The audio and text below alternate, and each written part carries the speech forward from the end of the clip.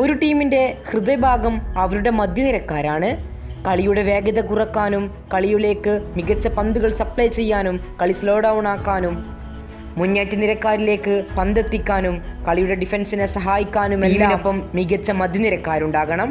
മധ്യനിരയിൽ കളി മെനയുന്നവരാരോ കളി പിടിക്കുന്നവരാരോ അവർ വിജയിക്കുമെന്ന് പല പരിശീലകരും പറഞ്ഞു കേട്ടിട്ടുണ്ട്. ഇത്തവണ വേൾഡ് കപ്പിൽ എതിരാളികളെ വലിച്ചു കീറി ആരാധകർക്ക് കുളിർമയേകുന്ന മധ്യനിര ഏത് ടീമിൻ്റെതായിരിക്കും? മധ്യനിര ഭരിക്കുക ആരായിരിക്കും? നമ്മൾ നോക്കാൻ പോകുന്നത് നിലവിലെ ലോക ചാമ്പ്യന്മാരായ അർജന്റീനയുടെ മധ്യനിരയാണോ അല്ലെങ്കിൽ ഫേവറേറ്റ് ലിസ്റ്റിൽ മുൻപന്തിയിലുള്ള പോർച്ചുഗലിന്റെ മധ്യനിരയാണോ മികച്ചത് എന്നാണ്. ആദ്യം നമുക്ക് പോർച്ചുഗലിന്റെ മധ്യനിരയിൽ നിന്ന് തന്നെ തുടങ്ങാം. പോർച്ചുഗലിന്റെ ഡിഫൻസീവ് മിഡ്ഫീൽഡർ ആയിക്കൊണ്ട് റൂബൻ നെവാസ് ആയിരിക്കും ഉണ്ടാവുക. സെൻട്രൽ മിഡ്ഫീൽഡർ ആയിക്കൊണ്ട് നിലവിൽ PSG-ക്കായി മിന്നും ഫോമിൽ കളിച്ചുകൊണ്ടിരിക്കുന്ന ജാവോ നെവാസ് ആണ് നിലവിൽ സെൻട്രൽ മിഡ്ഫീൽഡർ. യുവ സൂപ്പർ താരം മിന്നും ഫോമിലാണ് കളിച്ചുകൊണ്ടിരിക്കുന്നത്. ഇനി റൈറ്റ് വിംഗ് മിഡ്ഫീൽഡർ ആയിക്കൊണ്ട് സിറ്റി സൂപ്പർ താരം Bernardo Silva.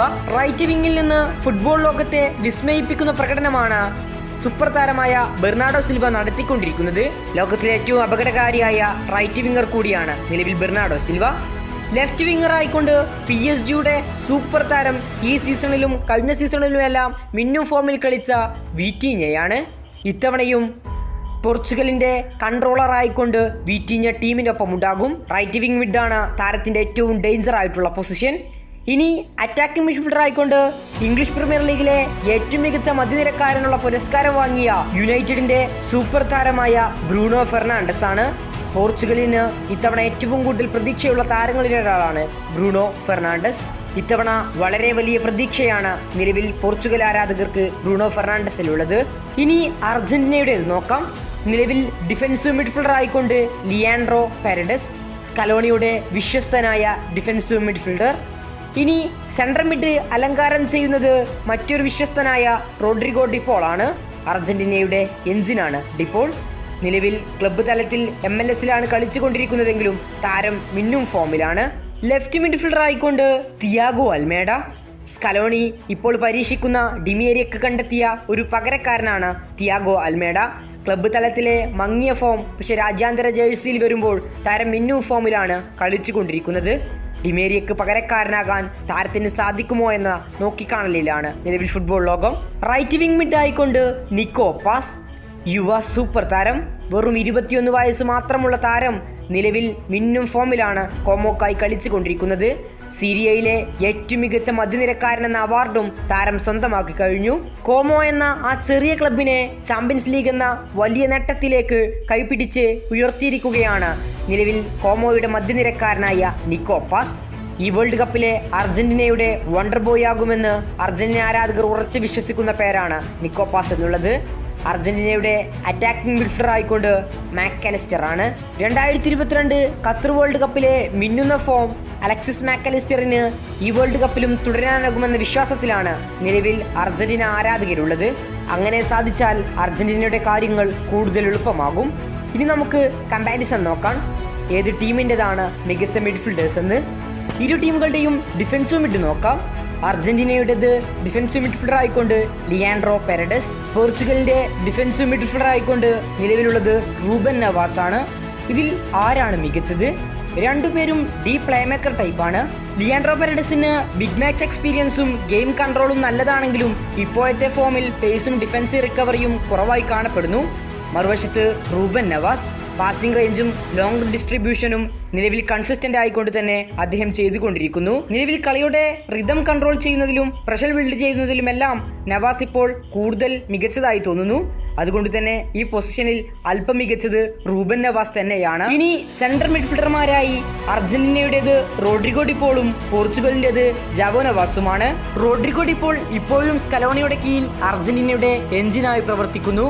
Pressing, aggression, leadership, big match mentality എന്നിവയിൽ അദ്ദേഹം എലൈറ്റ് ലെവൽ ഇമ്പാക്റ്റ് നൽകുന്നു. ജാവോ നെവാസ് വളരെ ടാലന്റഡ് ആയുള്ള ഒരു യുവ സൂപ്പർ താരമാണ്. നിലവിൽ കംപ്ലീറ്റ് മോഡേൺ മിഡ്ഫീൽഡർ. PSG-ക്കായി മിന്നും ഫോമിലാണ് താരം കളിച്ചുകൊണ്ടിരിക്കുന്നത്. ഫിസിക്കൽ ഡ്യൂസിലെല്ലാം പല സമയങ്ങളിലായി താരം സ്ട്രഗിൾ ചെയ്യുന്നു.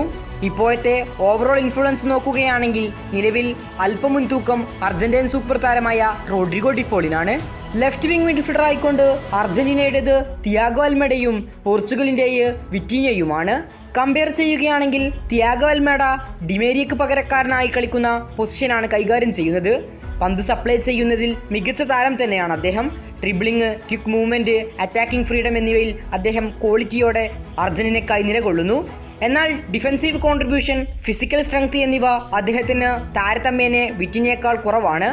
വിറ്റിനയാകട്ടെ ഗെയിൻ ടെമ്പോ തന്നെ കൺട്രോൾ ചെയ്യാനും പ്രഷറിൽ നിന്നും ബോൾ എസ്കേപ്പ് ചെയ്യാനും ടീമിൻ്റെ റിതം നിയന്ത്രിക്കാനും ടാക്ടിക്കൽ ഇൻ്റലിജൻസ് ഉള്ള ഒരു മിഡ്ഫീൽഡറാണ്. നിലവിൽ വേൾഡ് ക്ലാസ് പെർഫോമൻസ് ആണ് താരം നടത്തിക്കൊണ്ടിരിക്കുന്നത്. അതുകൊണ്ട് ഈ സ്ഥാനത്ത് മികച്ചത് വിറ്റിന്യ തന്നെയാണ്. ഇനി റൈറ്റ് വിങ് മിഡ് നോക്കാം. അർജന്റീനയുടേത് യുവ സൂപ്പർ താരം നിക്കോ പാസും പോർച്ചുഗലിൻ്റേത് എക്സ്പീരിയൻസ് ആയിട്ടുള്ള ബെർണാഡോ സിൽവയുമാണ്. ഇവർ തമ്മിലുള്ള കമ്പാരിസൺ നോക്കിയാൽ ഇപ്പോഴത്തെ ഫോം നോക്കിയാൽ വളരെ ഇൻട്രസ്റ്റിംഗ് ആണ്. ബെർണാഡോ സിൽവ മികച്ച താരമാണെങ്കിലും കഴിഞ്ഞ വർഷത്തേക്കാളെല്ലാം താരം ഫോം ഔട്ട് ആയിക്കൊണ്ടിരിക്കുകയാണ്. കഴിഞ്ഞ 2023-24 സീസണിലെല്ലാം മിന്നും പ്രകടനമായിരുന്നു സിറ്റിക്കായി അദ്ദേഹം കാഴ്ചവെച്ചുകൊണ്ടിരുന്നത്. നിലവിലെ ഗോൾ കോൺട്രിബ്യൂഷനും അറ്റാക്കിംഗ് ഇമ്പാക്റ്റും ഡിഫെൻസീവും കുറവായി കാണപ്പെടുന്നു. മറുവശത്ത് നിക്കോ പാസ്, നിലവിൽ 21 വയസ്സ് മാത്രമുള്ള താരം ഇന്ന് ഇറ്റാലിയൻ ലീഗിൽ കോമോക്കായി മിന്നും പ്രകടനം നടത്തിക്കൊണ്ടിരിക്കുകയാണ്. ക്രിയേറ്റിവിറ്റി, നിലവിലെ ലോങ് റേഞ്ചർ ഷോട്ടുകൾ, ഫൈനൽ തേർഡിലെ ഇൻഫ്ലുവൻസ്, കൃത്യതയാർന്ന പാസിംഗ്, ട്രിബിളിങ്ങുകൾ, അങ്ങനെ ഒരുപാട് കാര്യങ്ങൾ നിറഞ്ഞതായിരുന്നു താരത്തിൻ്റെ ഈ സീസൺ. സിരിയയിലെ ഏറ്റവും മികച്ച മധ്യനിരക്കാരനുള്ള പുരസ്കാരവും നിക്കോ പാസ് ഈ സീസണിൽ ഏറ്റുവാങ്ങി.